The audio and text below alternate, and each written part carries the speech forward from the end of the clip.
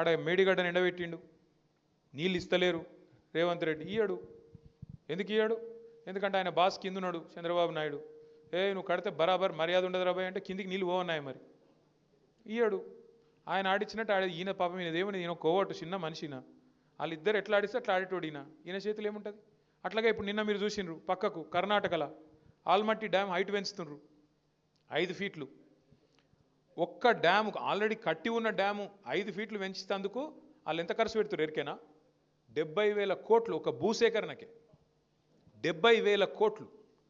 అదే కేసీఆర్ గారు 40 లక్షల ఎకరాలకు నీళ్ళు ఇచ్చే ప్రాజెక్టు దాని మీద 93,000 కోట్లు ఖర్చు పెడితే తిన్నాడు 1,00,000 కోట్లు తిన్నాడు 1,00,000 కోట్లు తిన్నాడు వేసుకపోయింది ఇంట్లోకు. మనం ఎప్పుడైనా ఆలోచించినామా కనీసం? అరే 93,000 కోట్లు ఖర్చు అయిన ప్రాజెక్టులో 1,00,000 కోట్లు ఎవడెట్లా తింటాడు?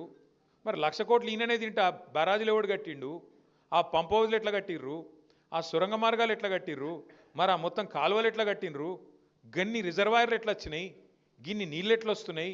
ఇలా భూమికి బరువు అయ్యేంత పంట ఎడికెళ్ళి వండుతున్నది అని ఎప్పుడైనా కూర్చొని ఆలోచించినవా? ఇక తిన్నాడట అంటే తిన్నాడు తినే ఉంటాడు. ఇదిగో పులంటే అదిగొత్తో ఒక అడిగినోడు లేడు, చూసినోడు లేదు. ఎవరు పడతా వాళ్ళు ఏది పడతా చెప్పుడు మనం నమ్ముడు.